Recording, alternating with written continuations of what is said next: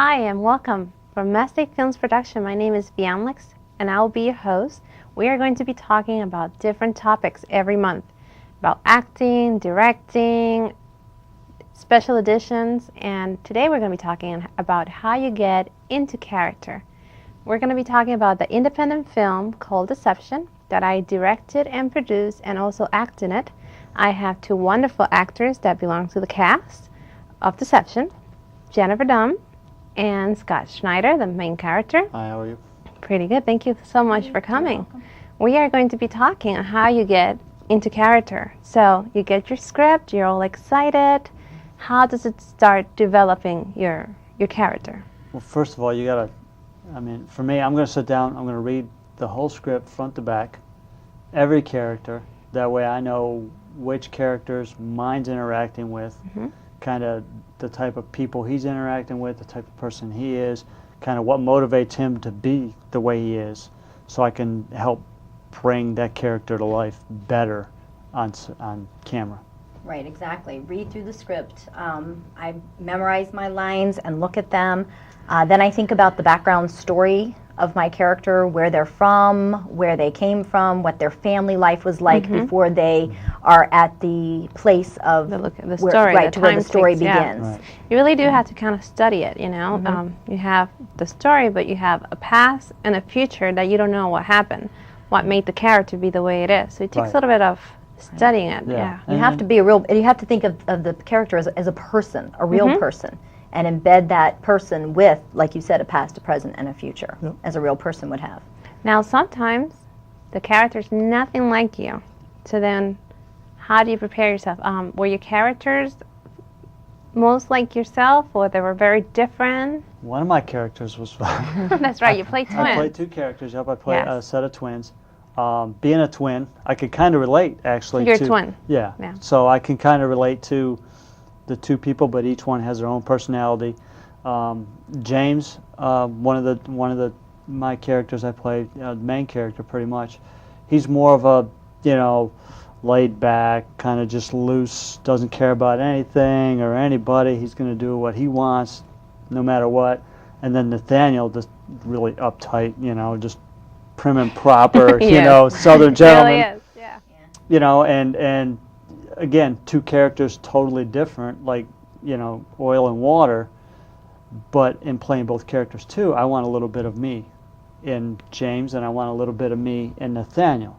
So I try to bring something from me into each character, but yet keeping them very different from each other. And before I read the script, and I heard Caroline was simply a flirty person, I thought, well, I can do that rather easily.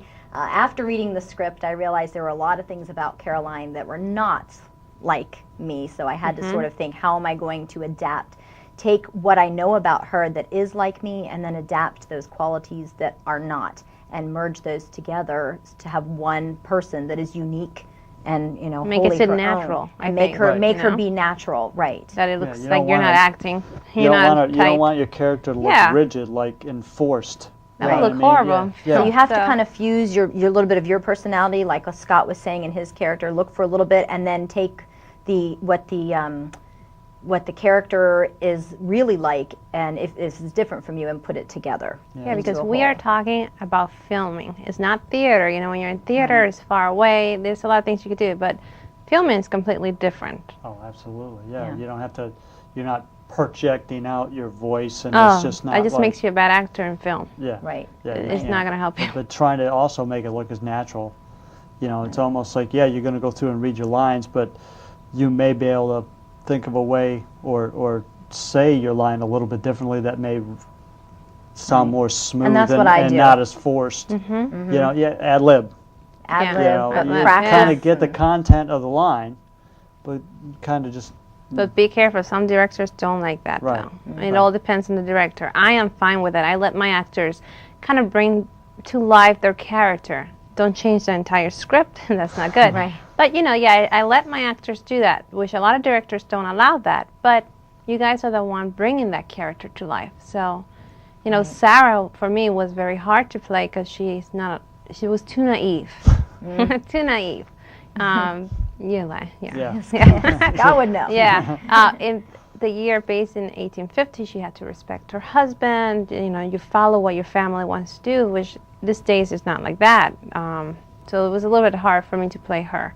But I studied her, and I kind of went the way I wanted to take her. And I think she came out okay, I hope. You can only hope. That's it. Yeah. All right, so you play Caroline. When you said she was different from you. So how was it for you to do that?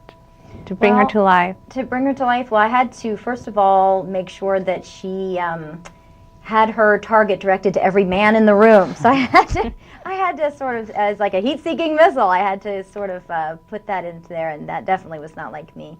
And then I thought about her character more, and just what a confused, I think, insecure person she was. So she was a little villain, right? It's a little bit villainous. I don't want to give too much away. She's a little bit of a villain in there. I don't think she means to be like that. So that's also hard to play, right? I think Kinda that, like a trick. she was desperate. She was. I look at her as desperate, and that caused her to probably do things that would be frowned upon by so many people back in the 1850s and today. Yeah. You played two characters, as we have mentioned before. Was it hard to do? Yeah, it was it was hard. I mean, as far as workload and Well, you were in every scene. I mean, let's be realistic. So workload was really heavy, and then trying to make sure I had the difference between James and Nathaniel, and a big thing that helped me too, being on set, you know, we would sit down and we would go over our lines and rehearse quite a bit, you know, but it's not the same as being there on the set in those clothes, the costume, you know, in my costume, and then boom, hair gets slicked back into the James character, and bam, you're James. You know, it just felt James, you know, just by the look, you felt like, or I felt like, you know, James, I'm this character. And then, you know, making sure I can come back over and make the transition to Nathaniel, Mr. Uptight, you know. You know, and so the costumes help. The costumes absolutely did help. And for me, with my characters, the hair was a big thing, because James was one way and Nathaniel was another. So kind of, you know, the way it was kind of... Well, the costumes help for this production because it's an epic, but for other ones, you had to have something more, right? Well, yeah, I think you would have to really become even more so that character and know that character front to back, in and out, you know, is, you know, in a period piece, like you said, putting on the costume's easy, but modern day, your costume is street clothes, so, you know, yeah, absolutely, you're going to find a way to bring that character to life and do it. And a good actor always knows her lines, the partner's line, everybody's line, and what the stage director, I mean, everything. Know your lines and know everybody else's line too. Yeah, absolutely. Because like Caroline and I, we had a lot of scenes together as far as James and Caroline. And I called you Caroline. Yeah. See how much I'm like my character? But, Still calling me Caroline. We interacted quite a bit, and she would feed off of like my last sentence or a movement I would make or a gesture or something. Yeah, absolutely. Right, So it flowed, and then there's parts where you had, I think we had to interrupt each other or something. So you're kind of waiting in the back of your mind, feeding, looking for a word where you could just jump in and make it look like a seamless interruption, like it would be normally. Yeah. You guys acted together in Deception. How about those love scenes? Well, for me it was tough. Is it uncomfortable, like they always say, or it's okay? I mean, it was okay, but uncomfortable at the same time, because I have my wife in the room behind the camera, watching me. You know, so yeah, that makes it a little different. You know, and which actually was okay for me, because I knew you as the director were there directing the scene, and I was not Jennifer, I was Caroline. Yeah, you have to do that. So I that's how I looked at it. This is what Caroline would be doing at this stage, and this was James. You know, I think a good actor just kind of knows that you're not that person. If you're thinking you gotta kiss this actor. No, you got to think, oh, I'm going to kiss this character because the story goes with it, you know? I think it's part of the profession. Yes. Right. Oh, you know? If you have a problem with doing love scenes or kissing, I don't think this is the profession people should be at, because there's no it has to benefit the story, and this scene did. It did. It actually kind of took the characters where everything was leading anyway. Yeah. And let me fix something here. You don't have to do love scenes to be an actor. No. You don't. No. But at least the kissing is part of it. You know what I mean? I Well, yeah, respect people especially, that don't yeah. want to, but Yeah, the kissing is something that you have to do eventually. Yeah, romantic movie or something like that. Yeah, absolutely. You're going to end up, Yeah, at it's one always point or Life, it's another. how these characters yeah, would absolutely. behave. It would be not realistic if you don't have Right. that. No. And Scott You brought know? up a good point about everything was leading in that direction. Every scene before that was building to this particular scene. It would have been rather silly to then not have that scene in there. Yeah, to be face to face and be like, Yeah, well, okay. All You know, yeah, shaking, exactly. Yeah. As you guys know, there's so many people out there that want to be actors, and you guys had the opportunity to be on set. Tell them how it is to be on set and what it really is like, because I think they think it's the Hollywood dream. A lot of work. work. It is. So it's not go just ahead. it's not just show up and we're going to shoot this one time and we're going to have it and you're out. No. It's no. There was Several takes. Yeah, absolutely. Several takes. There was nights we were 3, 4, I think 5 o'clock in the morning. There were nights we'd film. Yeah, we was a should 20-hour get in at 6 workday. a.m. and Yeah. come home, walk Yeah. to the hotel about 2 or 3 5 hours a.m. of sleep and boom, you're back at it, ready 10, again. you need to film. Yeah, it is You know, very hard. and then but Trying to keep your character looking fresh too. I I That's why love we that. have the Yeah, makeup was really good. makeup was good on all of us. Yeah, But there's yeah, some absolutely. scenes. It's awesome being on scene and with the lights and the cameras and the Yeah, I was boom gonna say. I mic mean, and- it's hard work, but when you love it, I mean, how good was it? we filmed 3 weeks and I probably don't have a complaint about it. I mean, it was fun. Again, a lot of work, but fun, and the people that we were there with and filming with and even our crew members and everybody else. It was great. It was a great time. Because to break tension, we had practical jokes on Bloopers. the set, bloopers, Yeah. things that you laugh about. So even though there was a lot of work and a lot of hours put into it, as with any production, you do feel rewarded at the end. You do. For all the work that you've done.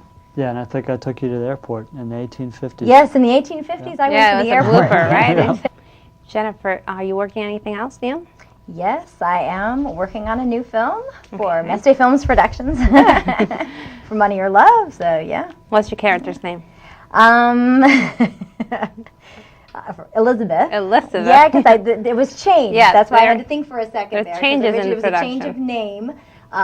The character is the same, her person, but the name was changed. The name was so, changed, yes. Yeah. And Scott, working on anything right now? Just helping with the next production for Meste Films and again, that's going to be for Love or Money and helping production with that as far as whatever they're going to need, audio, visual, or whatever. All that good stuff behind Yeah. the behind the so you're gonna scenes. be behind pretty- the scene this behind time. the scenes this time. Yeah. Good.